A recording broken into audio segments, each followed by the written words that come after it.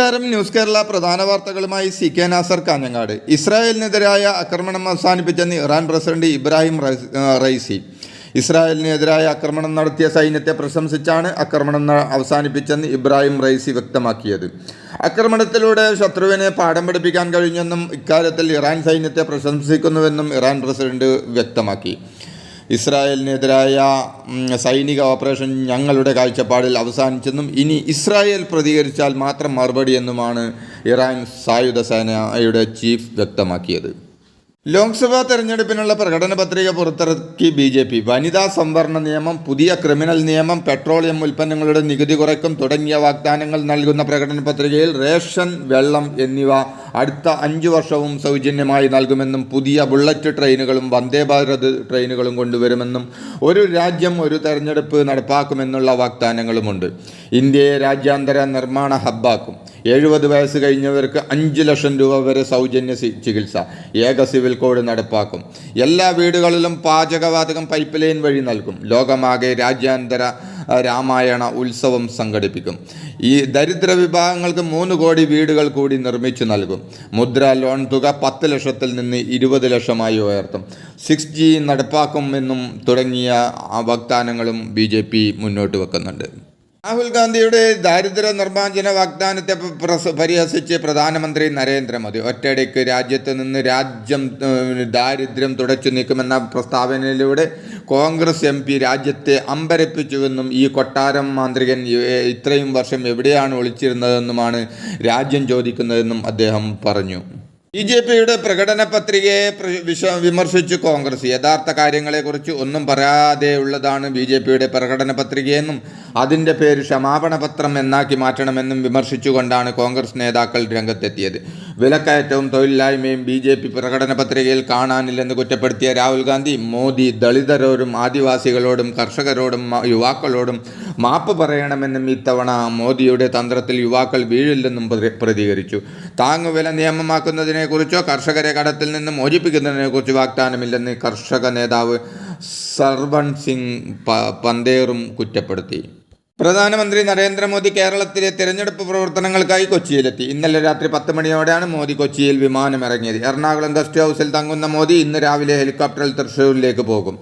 തൃശ്ശൂർ കുന്നംകുളത്തെ തെരഞ്ഞെടുപ്പ് പ്രചാരണ വേദിയിലാണ് മോദി എത്തുക. രാവിലെ 11-നാണ് കുന്നംകുളത്തെ പരിപാടി. തുടർന്ന് നെടുമ്പാശ്ശേരിയിൽ മടങ്ങിയെത്തിയ ശേഷം അവിടെ നിന്ന് പ്രത്യേക വിമാനത്തിൽ തിരുവനന്തപുരത്തേക്ക് യാത്ര തിരിക്കും. ഉച്ചയ്ക്ക് ആറ്റിങ്ങൽ മണ്ഡലത്തിലെ കാട്ടാക്കടയിലും മോദി പ്രചരണം നടത്തും.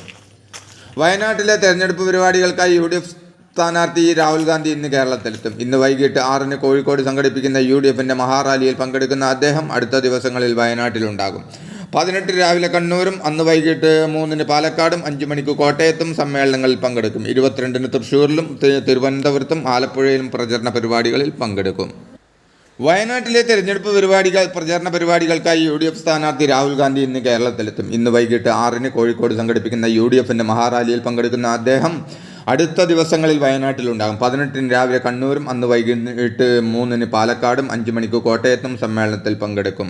22-ന് തൃശ്ശൂരിലും തിരുവനന്തപുരത്തും ആലപ്പുഴയിലും പ്രചരണ പരിപാടികളിൽ പങ്കെടുക്കും. പ്രധാനമന്ത്രി നരേന്ദ്രമോദിയുടെ കേരള സന്ദർശനത്തോടനുബന്ധിച്ച് ഇന്ന് എറണാകുളം നഗരത്തിൽ ഗതാഗത നിയന്ത്രണം. ഇന്ന് രാവിലെ 9 മണി മുതൽ 11 മണി വരെയായിരിക്കും ഗതാഗത നിയന്ത്രണം ഉണ്ടായിരിക്കുക. കേരളത്തിൽ അക്കൗണ്ട് തുറക്കാനാണ് BJPയുടെ ശ്രമമെന്നും 2-3 സീറ്റിൽ വിജയിക്കുമെന്നാണ് പ്രതീക്ഷയെന്നും കേന്ദ്രമന്ത്രി നിതിൻ ഗഡ്കരി. കേരളത്തിലെ ദേശീയപാതാ വികസനം ദുഷ്കരമാണെന്നും ദേശീയപാതാ വികസനത്തിൽ കേന്ദ്രവുമായി നല്ല രീതിയിൽ സഹകരിക്കുന്നുണ്ടെന്നും പറഞ്ഞ ഗഡ്കരി വികസനവും രാഷ്ട്രീയവും തമ്മിൽ കൂട്ടിക്കുഴക്കേണ്ടതില്ലെന്നും പറഞ്ഞു.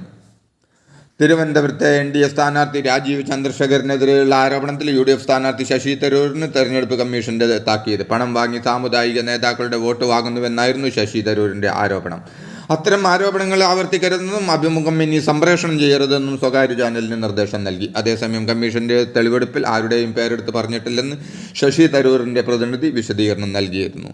തെരഞ്ഞെടുപ്പ് പ്രചരണത്തിന് കാശില്ലെന്നും പറഞ്ഞ് കാസർഗോഡ് UDF സ്ഥാനാർത്ഥി രാജ്മോഹൻ ഉണ്ണിത്താൻ കയ്യിലുള്ളത് ചെലവഴിക്കുകയായിരുന്നു ഇതുവരെ. അത് തീർന്നു. കൂടെ പ്രചരണത്തിൽ വരുന്ന നേതാക്കളെ ഉൾപ്പെടെയുള്ളവർക്ക് ഭക്ഷണം വാങ്ങി നൽകാൻ പോലും ഇപ്പോൾ കാശില്ലെന്ന് രാജ്മോഹൻ ഉണ്ണിത്താൻ. പ്രധാന 3 മുന്നണി സ്ഥാനാർത്ഥികൾ ഇതുവരെ പ്രചാരണത്തിൽ ഏറ്റവും കുറവ് തുക ചെലവാക്കിയത് രാജ്മോഹൻ ഉണ്ണിത്താനാണ്.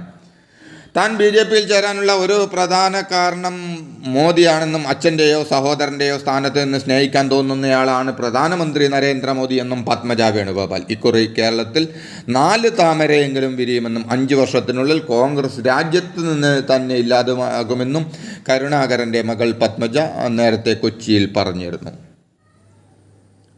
കാലഹരണപ്പെട്ട നേതാവ് എന്ന് താൻ പറഞ്ഞത് ഹസ്സനെ പോലെയുള്ള നേതാക്കളെ ഉദ്ദേശിച്ചാണെന്നും ഹസ്സൻ്റേത് സംസ്കാരമില്ലാത്ത വാക്കുകളാണെന്നും അതിന് വേറെ മറുപടി ഇല്ലെന്നും പത്തനംതിട്ടയിലെ BJP സ്ഥാനാർത്ഥി അനിൽ കെ ആൻ്റണി. ആൻ്റണി പിതൃനിന്ദ നടത്തിയെന്ന് MM ഹസ്സൻ്റെ പരാമർശത്തിന് മറുപടി നൽകുകയായിരുന്നു ആൻ്റണി. അപ്പനെതിരായി പറഞ്ഞു മതിയായപ്പോൾ ബാക്കിയുള്ളവർക്കെതിരെ പറയുകയാണെന്ന് Anil Antony KPCC president acting president MM Hassan. കാലഹരണപ്പെട്ട നേതാവ് എന്ന് താൻ പറഞ്ഞത് ഹസ്സനെ പോലെയുള്ള നേതാക്കളെ ഉദ്ദേശിച്ചാണ്. അനിൽ ആൻ്റണി പറഞ്ഞതിനോട് പ്രതികരിക്കുകയായിരുന്നു MM ഹസ്സൻ. കോൺഗ്രസിലുള്ളത് കാലഹരണപ്പെട്ട നേതാക്കളാണെന്ന് അനിൽ പറഞ്ഞത് AK ആൻ്റണിയെ ഉദ്ദേശിച്ച് തന്നെയാണെന്നും പിതൃനിന്ദ കാട്ടിയ ആൾക്ക് ജനങ്ങൾ മറുപടി നൽകുമെന്നും ഹസ്സൻ പറഞ്ഞു. CPM സംസ്ഥാന സമിതി അംഗം ചിന്താ ജെറോമിനെ കാറടിച്ച് പരിക്കേൽപ്പിച്ച പരാതിയിൽ യൂത്ത് കോൺഗ്രസ് പ്രവർത്തകൻ സെയ്ദ് അലി, KSU ജില്ലാ പ്രസിഡന്റ് ഫൈസൽ എന്നിവർക്കെതിരെ പോലീസ് കേസെടുത്തു. തിരുമുല്ലവാരം കടപ്പുറത്ത് ചാനൽ ചർച്ച കഴിഞ്ഞ് മടങ്ങാൻ ശ്രമിക്കുന്നതിനിടെ നല്ല കുടിവെള്ളം, നല്ല ആരോഗ്യം, നല്ല ജീവിതം. കാഞ്ഞങ്ങാട് മാണിക്കോത്ത് ഗ്രീൻ ഷോപ്പിൽ നല്ല കുടിവെള്ളം സമ്മാന പദ്ധതി വീണ്ടും ആരംഭിച്ചിരിക്കുന്നു. നന്ദി, നമസ്കാരം.